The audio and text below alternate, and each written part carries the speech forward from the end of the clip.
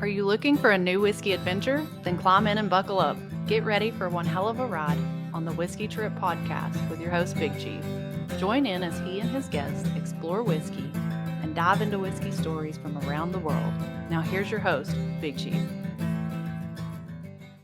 Folks, you know, here on the Whiskey Trip, we celebrate more than just the pour in our glass. We celebrate heritage, tradition, and the stories that make this country what it is. That's why I'm proud to tell you about our friends at the Heritage Flag Company. These aren't just flags, they're handcrafted works of art built from whiskey and bourbon barrels that once held the spirit we all love. Every cut, every nail, every burn mark tells a story of patience and craftsmanship. Just like the whiskey we sip, these flags are bold, timeless, and full of character. Whether you hang one in your home bar, your man cave, or gift it to a veteran or first responder, a heritage flag isn't just decor. It's a statement. It says you believe in freedom, tradition, and the legacy we pass down. So saddle up, whiskey family, and head over to theheritageflag.com. Use code WhiskeyTrip10 at checkout for 10% off your order. Let them know Big Chief sent you. Because just like your favorite pour, the Heritage Flag Company is made to be shared, honored, and remembered. Now let's get on to the show. Hey, it's old Big Chief, and yeah, you're taking another ride on a whiskey trip. And folks, on this week's trip, I've got this young lady from the state of Kentucky. Now, it seems like she's traveled around the nation making whiskey. She's like a little Johnny Appleseed of whiskey. She was the queen of Tennessee for a little bit. She was down at Old Dominick, but she started with her roots. She's from Baghdad, Kentucky. And if you don't know where that's at, no, it's not over in the Middle East. It was just down the street, really, from my old home, Shelbyville, Kentucky there. But she worked at Old Wild Turkey for a little bit.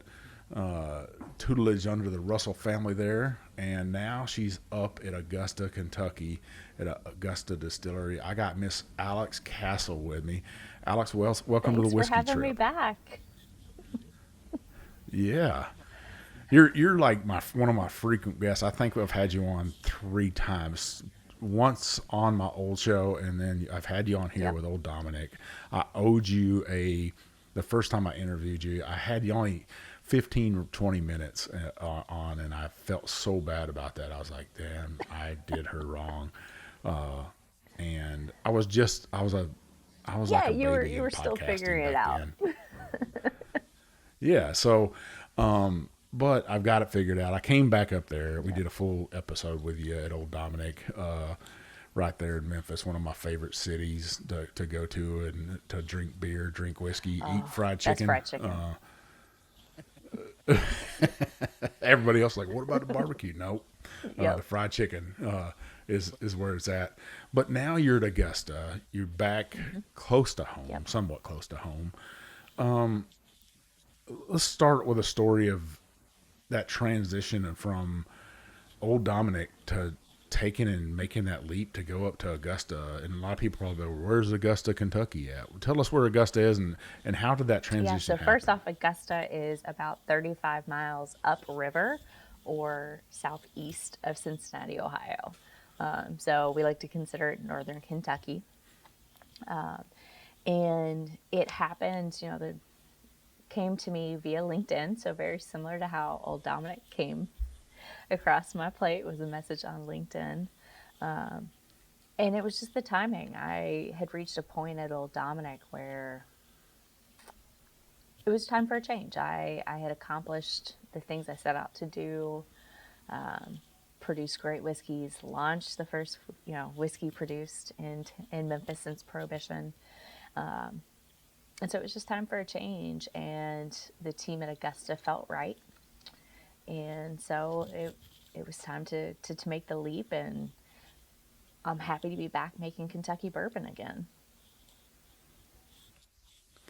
Well, so you're up in Augusta. I'm very familiar with Augusta. We were talking about before the show that I was stationed in Cincinnati, and we used to take trips up there all the time. And we lived in Bethel, Ohio, and if you go directly south of Bethel, Ohio, is Point Pleasant, and the famous person that was born there was U.S. Grant, one of our presidents. And right across the river, there's a little ferry that runs there, the Augusta Ferry, and it goes over to Augusta, and I actually have an old buddy, Sean Summers. Shout out to you, Sean. He's a riverboat captain, and sometimes he would go up there and be relief captain on the Augusta ferry. So, such a beautiful place there. People can't even imagine how beautiful the river is there. They're just very lush and green and high banks, and you can see the barges hauling that corn down the river, or Yep. coal sometimes, and it is it's probably a little bit of a change of view from Memphis, Tennessee. Such a change of view, such a change of pace. Augusta's a town of 1,200 people. I don't even know how much the county has. It's probably not much more than that. We are a very small town. As you said, we're on the river. It's a ferry. We don't even have a bridge. You have to drive 20 minutes to Maysville to get to a bridge, which was kind of a draw for me. Living in Memphis, I've been a city girl pretty much my whole life and love it, right? But when you're living in a city like Memphis, you go, go, go, go nonstop, whether it's work or personal, it doesn't matter. And you get to a place like Augusta, and suddenly everything slows down. So when I first got up here, I was here for about 3 months. My husband was still in Memphis, and I'd get off work and I'd just go grab a seltzer out of my apartment. I was living, I almost said downtown. There's not really a downtown in Augusta, but I was living in town, like half a block from the river, and I'd grab a seltzer and I'd just go sit on the banks of the river and just decompress after the day. And that's just kind of how the city is, the town is, and it's been a nice, pleasant change. Has there always been a distillery in Augusta, or kind of take us through the roots of Augusta Yeah, Distillery? as far as we know, we can't find any records of a officially licensed distillery in Augusta. So we're definitely the first one since Prohibition. There's a good chance that we're the first one ever.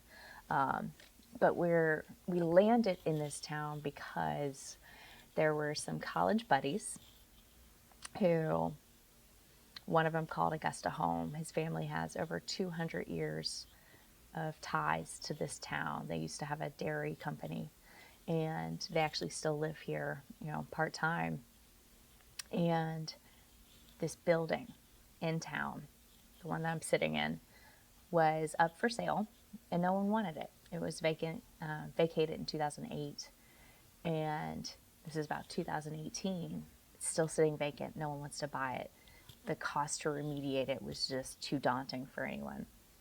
And so the city was going to demolish it. And our one founder, who's from Augusta, said no. He and his wife ended up ultimately buying the building to save it, not knowing what they were going to do with it. And he, along with two of his college buddies, decided to found Augusta Distillery. And during that conversation, they brought in a fourth founder, who's our current president, who happened to have some bourbon barrels that he had bought as investments. And that's how the distillery was born. Just some buddies like, hey, we're going to open Yes. up a distillery. They Which was probably a great time. absolutely a great time, but they also had no clue what they were doing. But they were having fun. And really, basically, our first product was Buckner's 13, so a 13-year-old bourbon. Those are actually some of the barrels that our president had when he got brought into the group. And those same barrels actually won Best Bourbon in the world in 2023 at San Francisco. So that's really kind of how our brand got launched. That award festival is like the It kingmaker is. of whiskey. Like my buddies up in at Iron Root in Denison, Texas, they had won that in 2020, and that was like the first time that a non-Kentucky bourbon had ever won, and I know, shocked because the I world. happened to meet Marcia Licorice the following, I forget if it was the following year or just shortly after the awards were announced. I had no clue who she was, and here she is. We're at Bourbon Women, so a group of people celebrating Kentucky bourbon in the heart of Kentucky, and she's talking about how this Texas bourbon was the best bourbon in the world, and I'm just staring at this lady. You are gutsy. What are you doing? Well, she is. She is the She mother of is. Texas whiskey. You see, I'm rocking a Texas whiskey trail, and Oh, she's I love her amazing. to death. Now, listeners, I know everybody's thinking, "What the hell are you doing, Chief? You're not drinking any whiskey." I do have whiskey in my glass. I just get excited when I talk to Alex. But right here, I got one of your barrel selects, and that's something neat about you guys. You don't do batched or blending. You do straight out barrels. This is your old Route 8, named for the highway right Yeah. there, The right? main road that That goes runs through through. town is Route 8, and so it felt fitting that we named one of our first products off of Old Route 8, and it happens to be an 8-year-old bourbon. And this is 100. This is a barrel 159. You put your Yep. barrel numbers on there. 108.9 proof. Let me nose this joker now. Now I've had Old Route 8. Somebody stuck some in my hand one As time. happens, you know. Yeah, it's a bad habit people have with me. That's got a beautiful nose on it right there. Now you guys only do Kentucky bourbon. You're not doing Kentucky rye. Is this a wheat mash bill So or a currently, rye mash everything bill? that we're putting out into the market is a rye mash bill. And so everything we have right now is sourced. So we'll buy it from various distilleries in Kentucky. And we don't disclose specific mash bills or sources. We're not allowed to. But I will say that all of our mash bills are going to be the high corn content, so 70% and above. The rye can range anywhere from, I think, as low as 8% up to like 20%. And then, of course, malted barley. This has got a very sticky nose on it. I'm looking at the legs in the glass and stuff. I say cheers to you, Alex. Your third ride with the whiskey Cheers. trip. Cheers.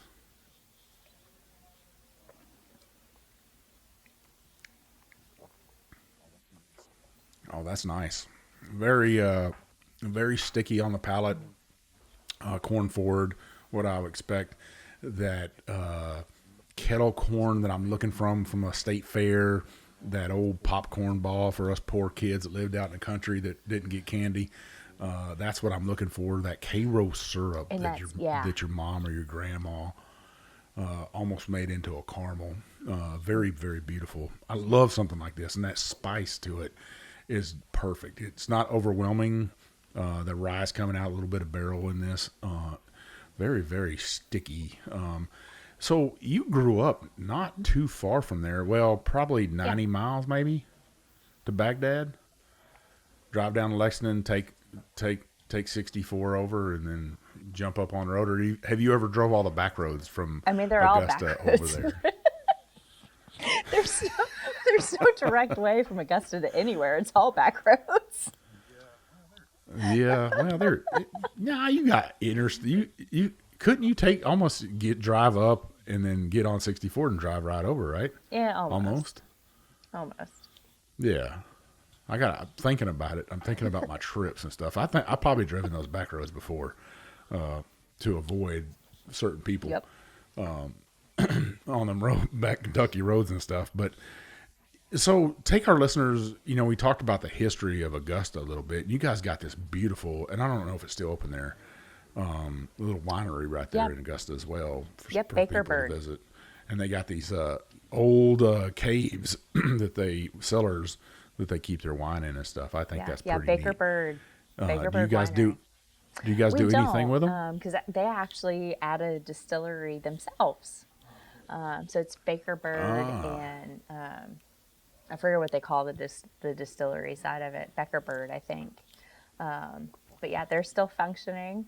I think it's the oldest winery in is it the country or something? They claim something about its age, and it's absolutely beautiful. It's down in a little bit of a valley. You don't even know it's there, kind of thing. And yeah, it's a fantastic addition to the town. Yeah, that'll tell you that I know a little bit about Augusta. But your background, you grew up in Baghdad, went to college. Where'd you go to college at? Kentucky. Oh my God, we did well. Hey, I say that we barely beat you I last week. was Barely, actually surprised at that score. I think, hey, a lot of people in Texas were surprised too. I was surprised. My mother-in-law was like, well, Texas is probably going to lose. I'm going to go to bed. And I was like, what? What are you saying? Don't say that. They're going into overtime. They're going to win. They're going to win this. I guarantee you. So, but you went to University of Kentucky. Did you know as a young woman that you were going to make I whiskey? knew I wanted to do beer or bourbon. I decided that when I was in high school, actually. I fell in love with chemistry and physics and math, all of that type of stuff. And my mom suggested I study chemical engineering. And I asked her, what in the world do you do with that degree? Because I knew even at the age of 14, 15, I was never going to be a teacher. I don't have the mentality for it. And she said, you can be a brewmaster and make beer, or you could be a master distiller and make bourbon. And I said, okay. And so that's the path I set out on. Get to UK, get into chemical engineering, and did a co-op with a company called Alltech. At the time, no one really knew who they were. And they were mainly animal nutrition supplements. But they also had a brewery. It was kind of the pet project of the owner. And so that's why I took the co-op, was the brewery. But while I was there, they brought over 2 pot stills from Scotland and crammed them into the brewery. I mean, literally just crammed them in there. And I got exposed to whiskey distillation. And that was it. I fell in love. I was hooked. You were hooked. You were so lucky because otherwise, most chemical engineers, they move to the Gulf, Yes. right where I live at, in Port Arthur, Texas, and Houston, Texas, and you go to work in a refinery and work making oil or turning rubber. oil into gas. Yeah. Yeah. I know a lot of chemical engineers, and there's actually a lot of chemical engineers that made money or started in their career down here on the Gulf Coast, and then they've moved either back to Kentucky. Some people right down the road from me at Jephthah Creed, I think they worked down here for a while, or the Millers out at Talnua. They actually met at Exxon and Houston and fell in love, and then they wanted to make whiskey. I say they're doing pretty damn good over there, and you're obviously doing great. How do you get from going to college and doing that to being hired at Wild Turkey? Yeah, so when I graduated, we were really still in the recession. It was 2010. So not the peak of the recession, but still things weren't great, to where, a lot of people went into chemical engineering being told and believing that you were guaranteed jobs. You would have a dozen job offers at graduation. You'd be making X amount right out of the gate. I had friends who ended up having to go to grad school because they didn't have job offers. I had one job offer out of college, and I even graduated with honors. So I was up there and still had one job offer, making laundry detergent. So that was great. But I was like, yeah, that's fine. I got to pay my student loans back, so I'll go to the detergent company. And I actually set myself a goal at that time. I said, if I'm not back in bourbon by the time I'm 30, so that was roughly 6 years, I'm going to stop whatever I'm doing and I'm going to get into bourbon. Well, fortunately, it was 1 year. One of the guys I worked with on my co-op reached out. He had a buddy that was a headhunter who was looking to fill a position at Wild Turkey. They had just built a brand new production facility and they were looking for supervisors. And so interviewed for it, ultimately ended up getting the job and was there for 4 absolutely fantastic years, helping commission it, get the dryer house running, learn, got trained on the expert sensory panel, and just did everything I could to soak it in. In that experience, did you get to work with Jimmy and Eddie a lot while you were there at Wild Turkey? Not a ton, because by that point, Jimmy was already, at that point, master distillers were people who were constantly on the road. So Jimmy was gone a lot. I was fortunate enough to get time with him. He would come and sit in the control room with my team, and it it was actually rare that we were even talking about production in bourbon. He was usually telling us stories um, from his years in the industry, which was always amazing. And Eddie, I did get to work with Eddie a fair bit because when I started, Eddie was actually the warehouse manager. That's how long ago it was. So Wow. he wasn't, assistant master distiller or whatever titles he moved into. He was warehouse manager. And so my department production absolutely worked with him because we were producing the distillates that went into the barrels that he had to put away. Did you know who, like, did you, before you went for Wild, to work at Wild Turkey, did you know who they were? I knew Did Jimmy. you know those two I names? had not heard Eddie, I don't think. Yeah. Eddie Russell. Yeah. Even today, I think some people in whiskey, when they drink Wild Turkey, they don't know who makes it and what goes into it. They just drink it.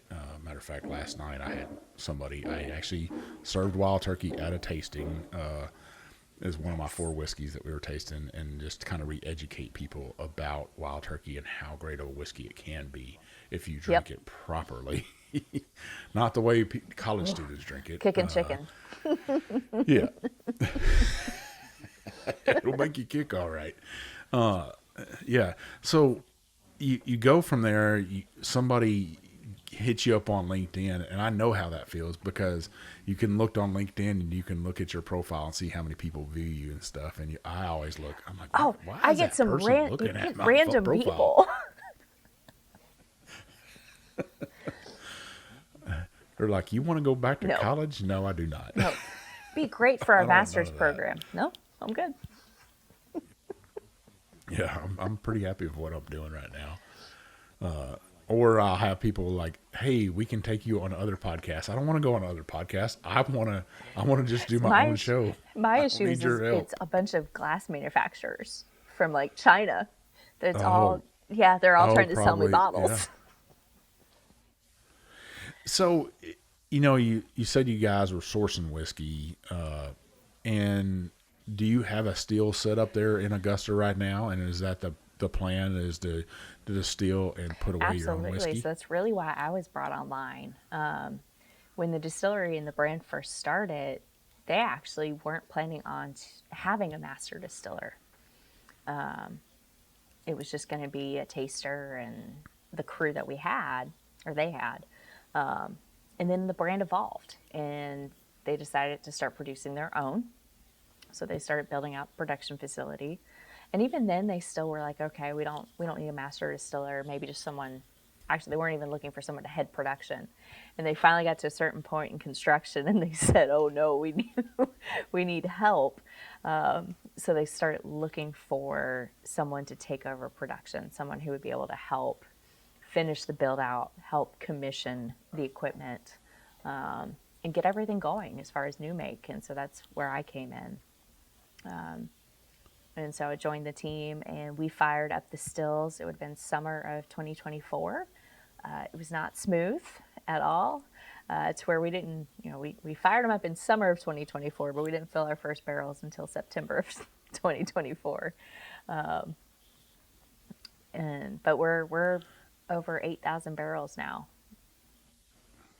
Wow, So 8,000 barrels. Well, congratulations. Thank- You're getting close to 10,000. So my goal was to hit 10,000 by the end of the year, but the equipment is fighting me back right now. So I'm not sure we're going to hit that milestone this year, but we're capable of doing over 1,000 barrels a month. So can you take us through, and I've seen your beautiful stills at Old Dominic. Can you take us through what kind of still that you're going to be running there, or you are running 8,000 barrels through? And are you doing a sour mash? Yeah, or sweet mash? so we're doing sour mash. We're using backset, but we have 2 mash tubs. They're 2,800 gallons. Each of those feed 9 fermenters apiece, so we have a total of 18 fermenters that allow us to run 24/7. And those 18 fermenters then go to 2 different 14-inch column stills, both Vindom made. All of our main production equipment is Vindom out of Louisville. And those 2 column stills have their own doublers, and then from there it goes to gauging. And originally we were the idea that the reason we have 2 stills is it was supposed to be 2 independent systems. So one mash tub, 9 fermenters, its own still system. Another mash tub, 9 fermenters, its own still. And somewhere along the lines, they got rid of one of the beer wells. And so everything goes to one beer well, but that beer well still goes to 2 stills. So we have a very quirky, very quirky system. But it keeps things fun. It keeps things interesting. Are you still kind of working and tuning it in and say, okay, I need to change this or I need to change that, and working with Vendome to make sure that everything is right? Still tweaking, still making modifications, and still training, still trying to get the entire team to a really solid place. Now, is your plan to try to stick with the same mash bills, or are you coming up with your own mash bill and saying, hey, this is what I'm going to do here as the distiller? So for right now, we're sticking to the same mash bill. So the 8,000 barrels we have is all one mash bill. It's 75% corn, 20% rye, 5% malted barley. So fairly traditional as far as bourbon goes, but nice high rye. But we absolutely have plans. I'm looking forward to potentially later this year, first of next year, we're going to look at doing a wheated bourbon. So fold that in. Yeah. So, because we were fortunate, we built a system. We have 4 silos, so we have some flexibility there. So we'll definitely dive into a wheated bourbon, and then also kind of want to look at doing a true high rye bourbon. And so we'll hopefully start playing with that here soon too.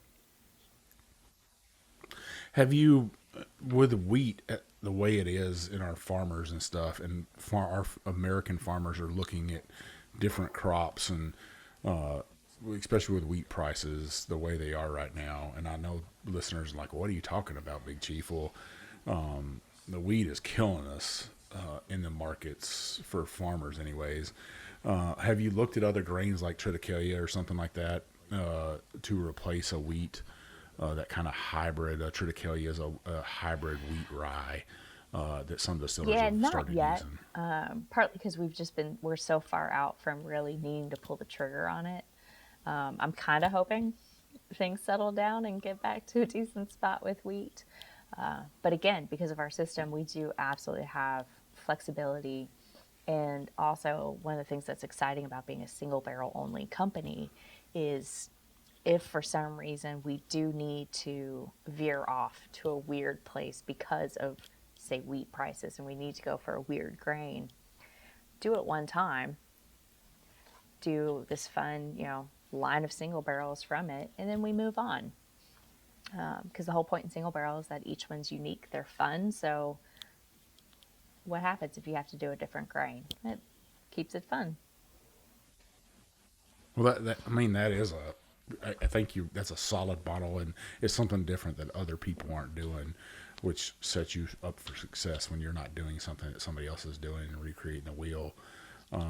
What about, I'm thinking about all these things going through my mind with you and stuff, because not a lot of people get to, bake a cake from scratch, and that's really what you're getting to do, and it must be exciting. And you've got to do this twice you're getting to do this. I said I was never going to do a startup again, and here I am.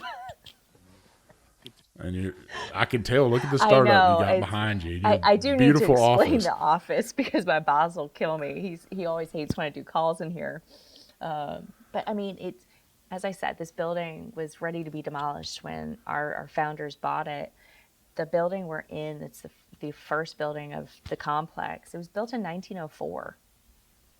And we were focused on first hospitality experience, so trying to get a tasting room. And then it was time to do production.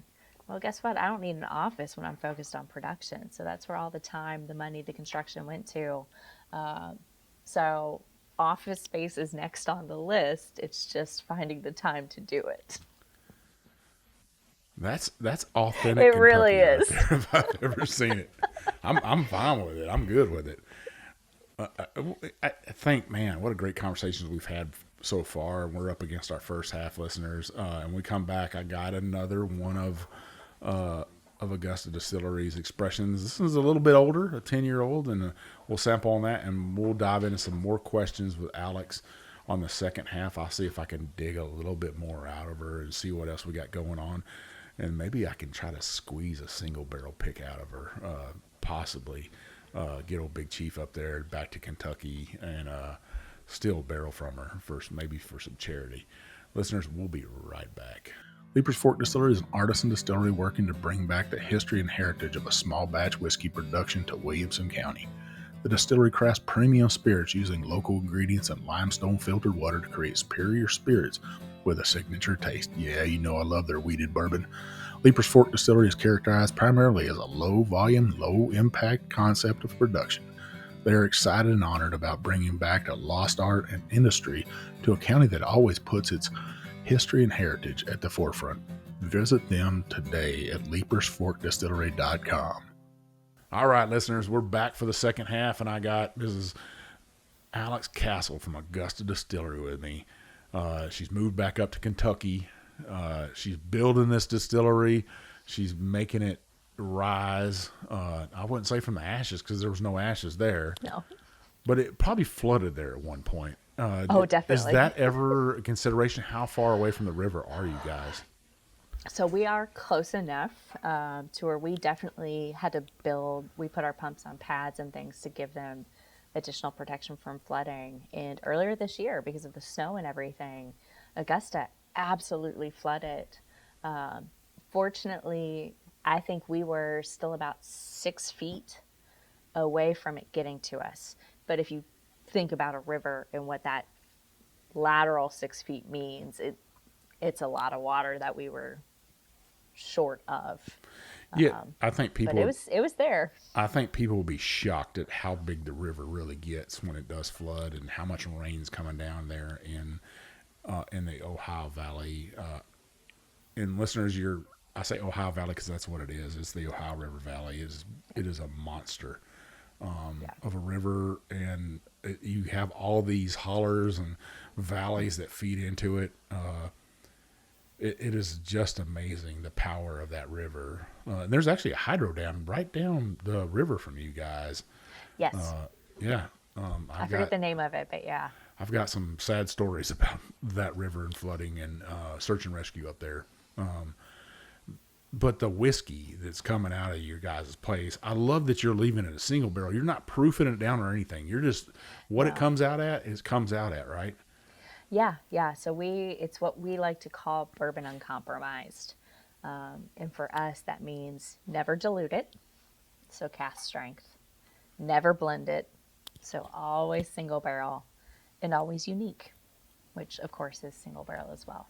So this is your 10-year-old right here. Yep. And this is called this is the Buckners right here, 10-year-old. Buckners, yep. This is 136.7. You're trying to burn me out of my house right here.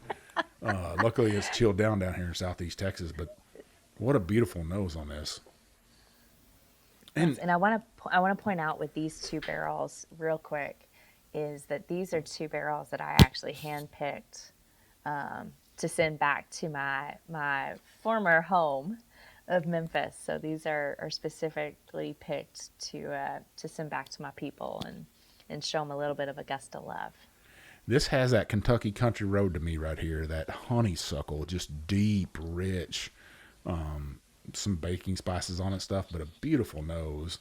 This is barrel 199. Well, I say cheers to you. Cheers.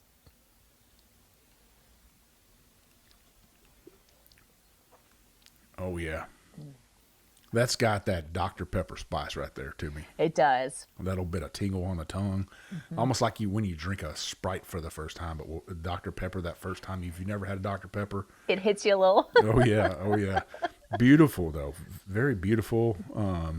And when you're sourcing bourbon right now, do you still go and source bourbon, you taste it, and you're the one that's picking out the barrels? So, unfortunately, the way the market has been for the last handful of years, there's really no luxury of tasting before you buy. You know, it used to be, it's like, hey, send me samples, I'll decide if I want to buy the lot or whatever. And the market's been so bonkers that in the time it takes you to request a sample, forget even getting the samples, the barrels are sold. And so typically we're having to buy them sight unseen and blind. That's changing a little bit right now, thankfully. But one, we trust our broker. Our broker knows what we like and what we tend to. And we have our favorite sources, places we trust. And so that helps it narrow it down a little bit.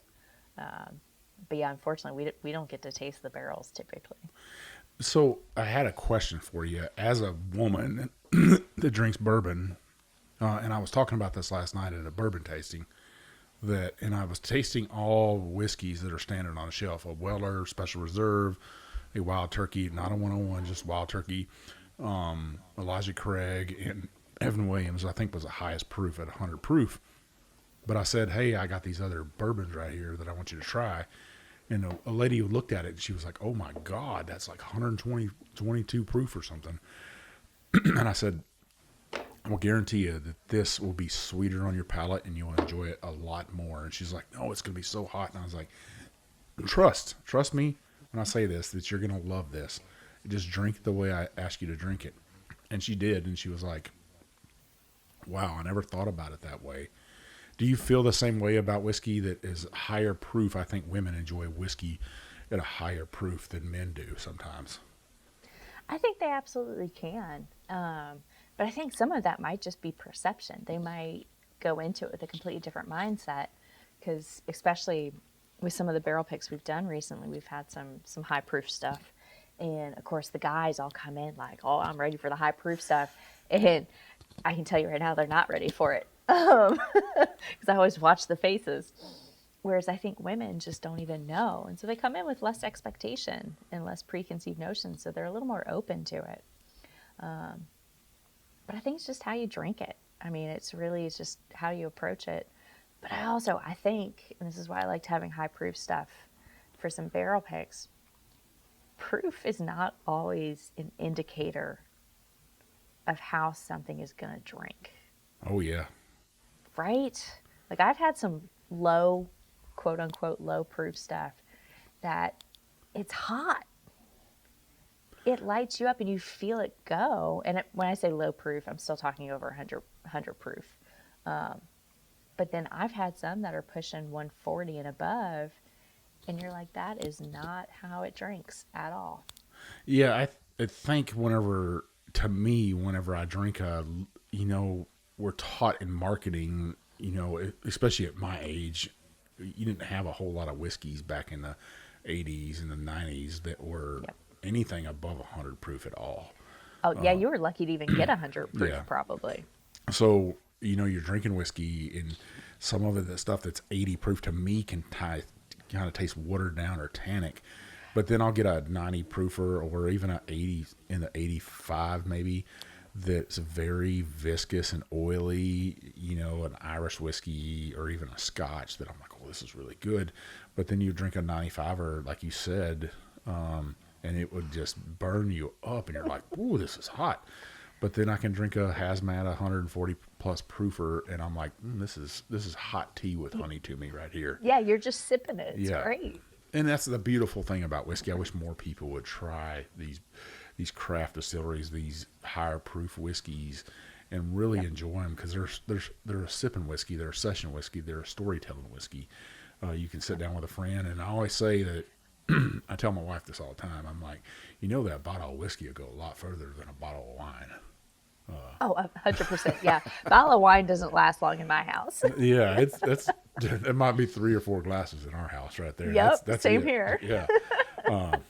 And we can go through several bottles if we're having a good night. So, Yep. Whereas that bottle of bourbon or bottle of whiskey, it's going to last.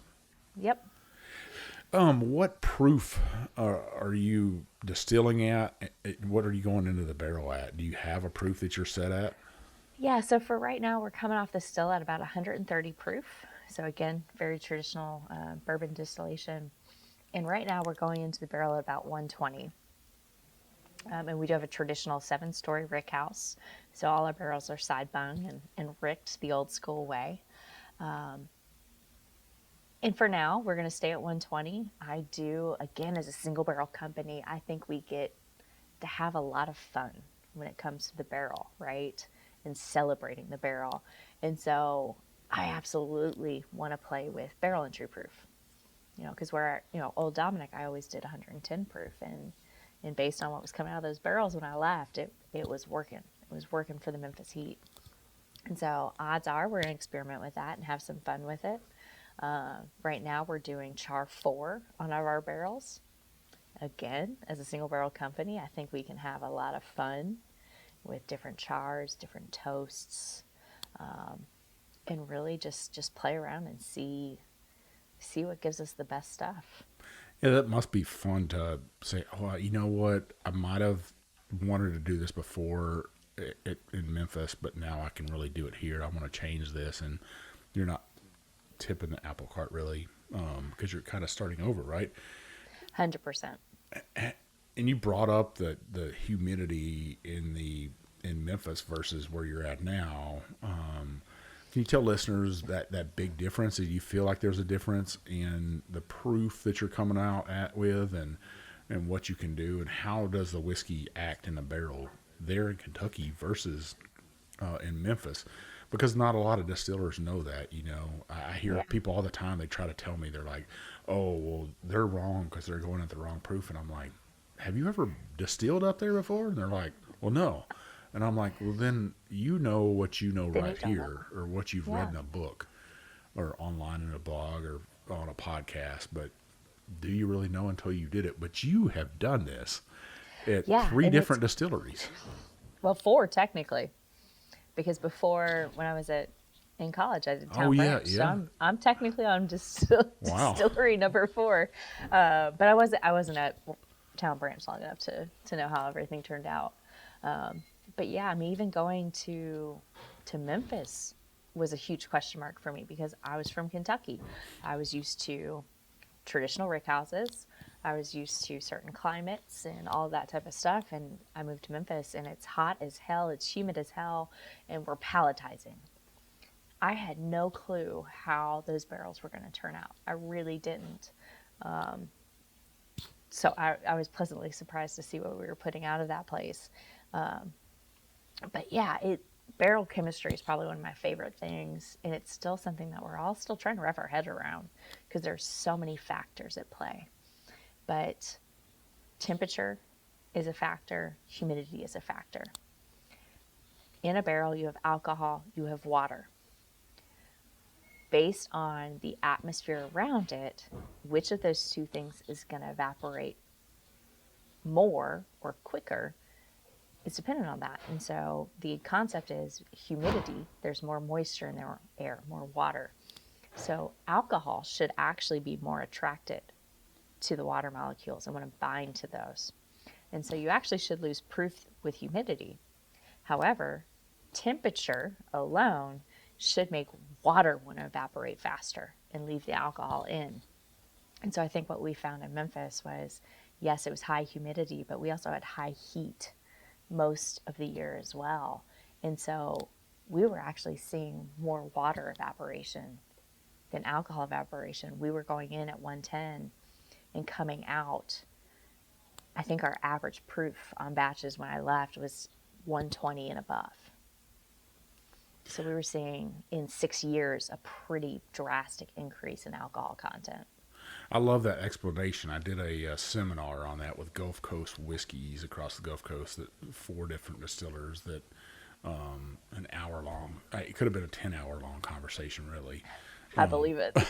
But we talked about that. And when I first brought up the idea of the seminar, the person that was holding the event was like, I don't know if this is even a real conversation. And I was like, of course it is. It's something that we need to talk about. And he was like, well, nobody's really talking about it. I was, exactly. You're telling the same stories over and over and over. Let's talk about something different. And I said, this is something that needs to be explored.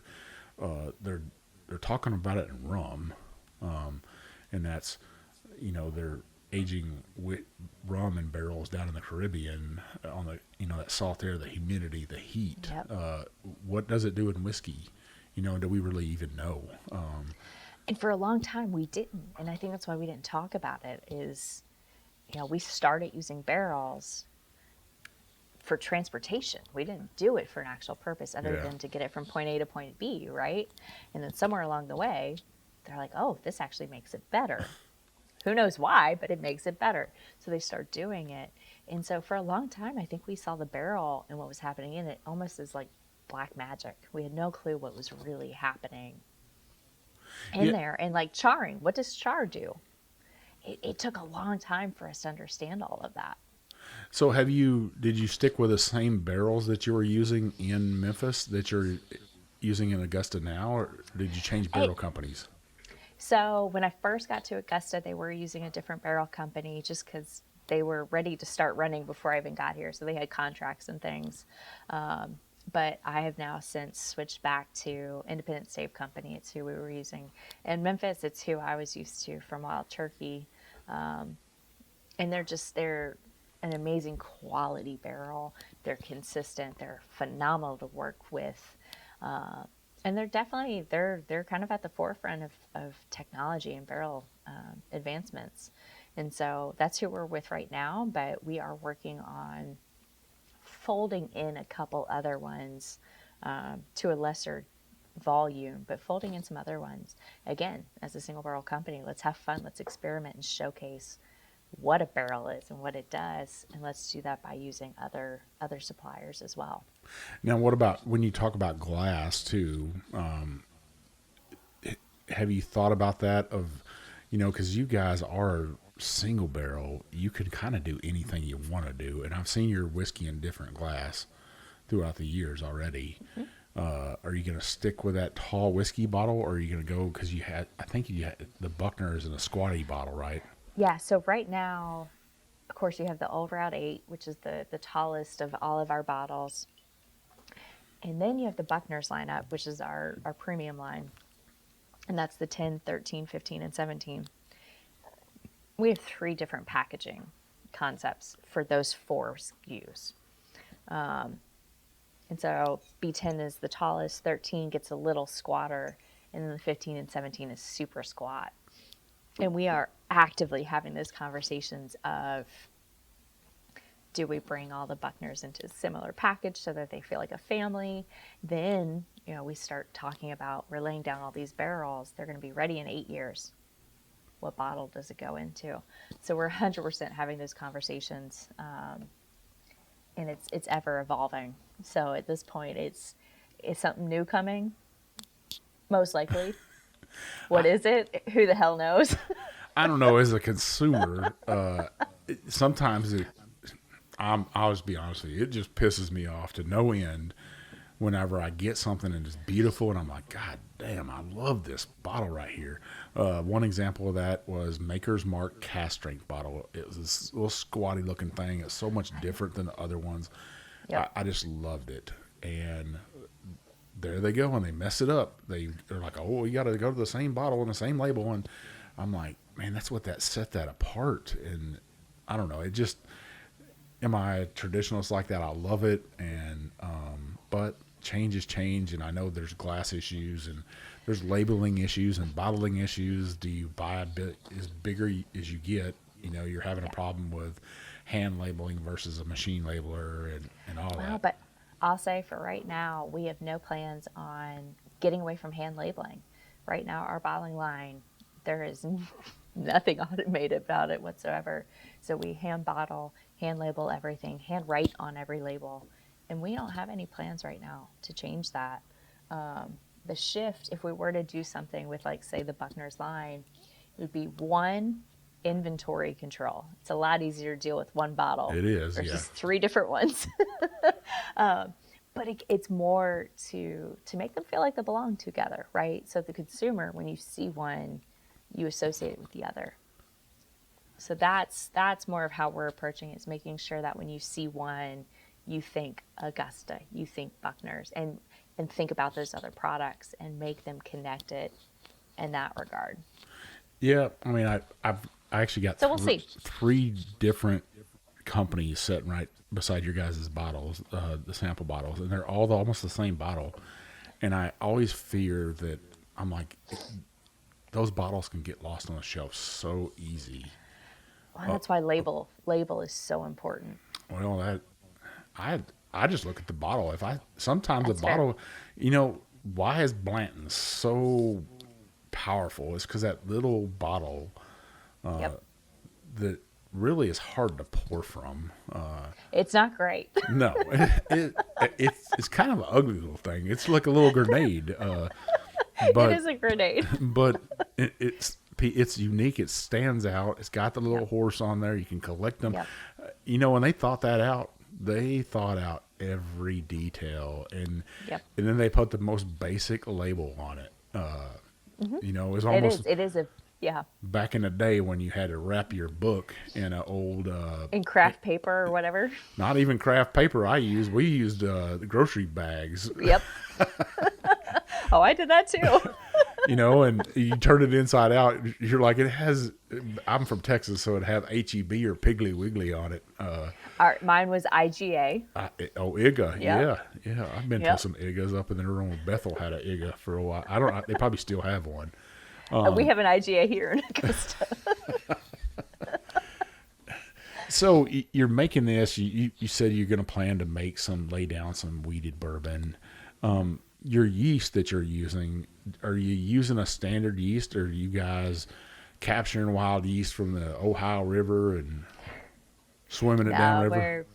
We're using a standard dry yeast, distiller's yeast. And it's because as a startup, you have so many things you're fighting anyway.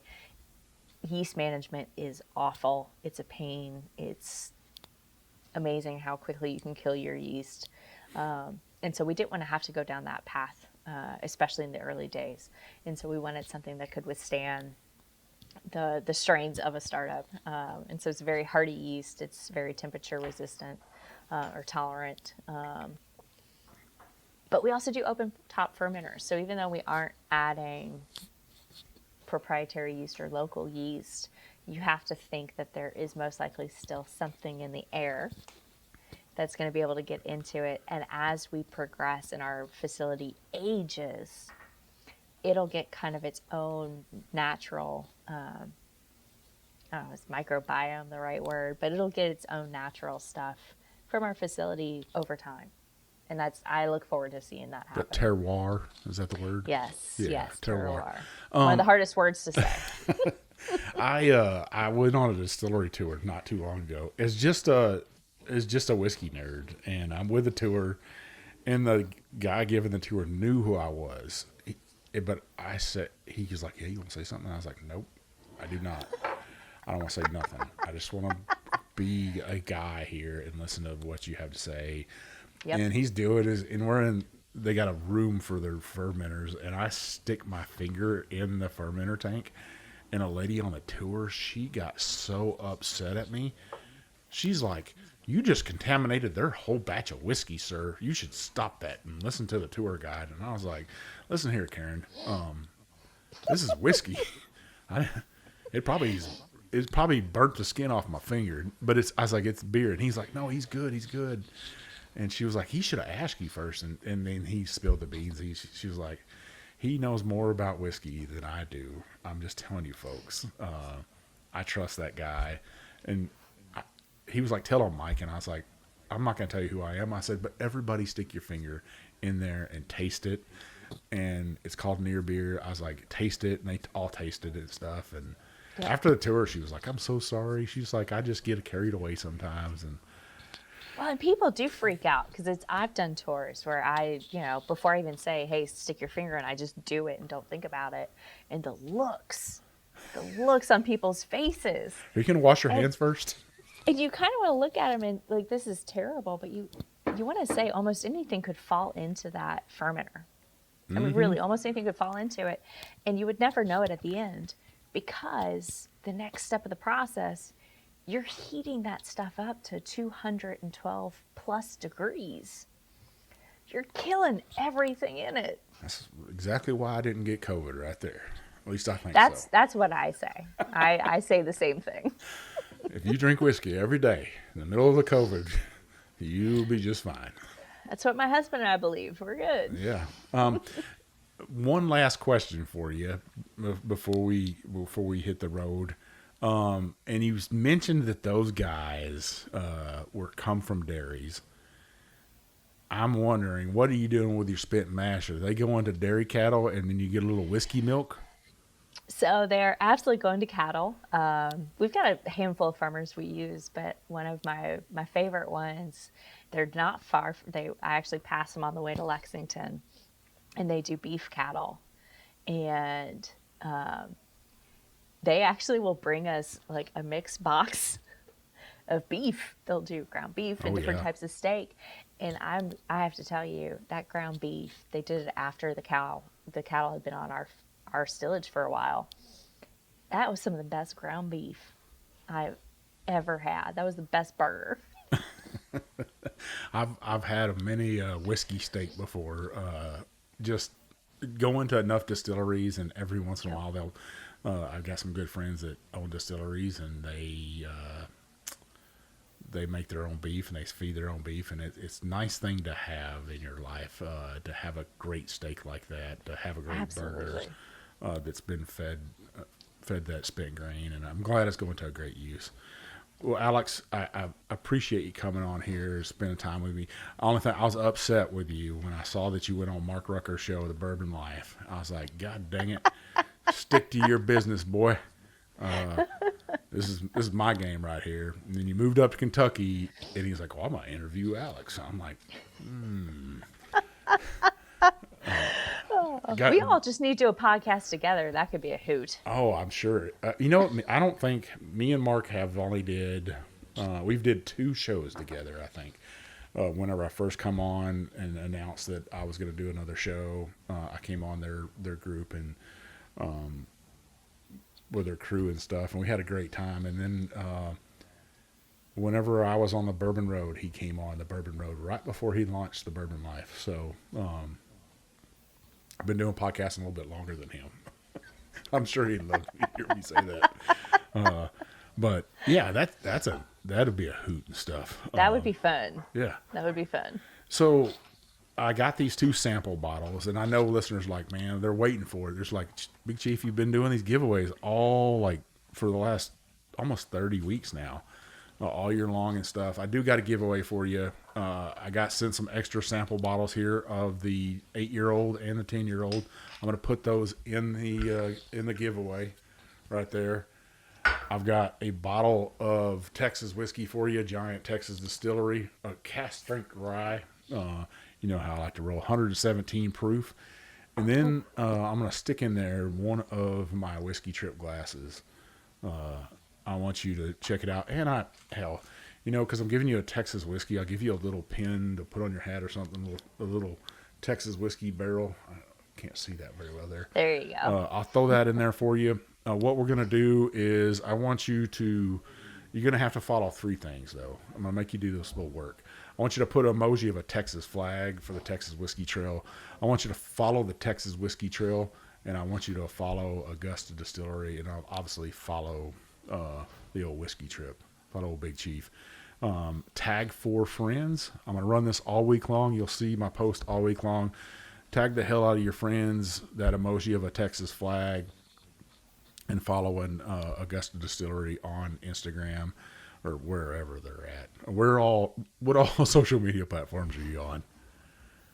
So we are, of course, Facebook, Instagram, LinkedIn, and that's for Augusta. And then, of course, I'm on Instagram and LinkedIn as well.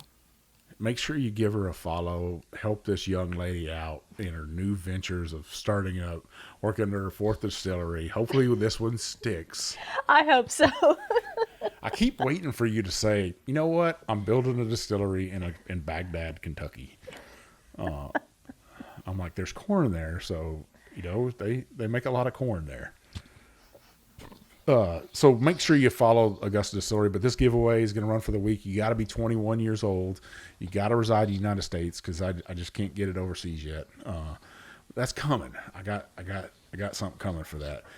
I also want to mention, if you want a giveaway from me at the end of the year, I have one big giveaway I'm going to do, and you'll be put in for that. So I think I'll have right around 48 members in there. I'll have some rules for that. I actually got something new for that because I'm in Texas. I think we're going to put a custom cowboy hat in there. from a young lady. I'm working on that.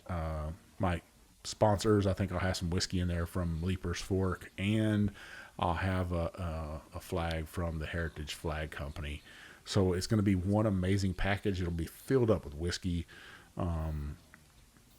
I hope you keep listening. If you listen to me, make sure you listen to Matt and Mark from the Bourbon Life and their crew there. They do a great job. If you like what they're saying, and I'm saying too, on Apple Podcasts, leave us a review. Leave us that 5-star review, some comments. I really appreciate it.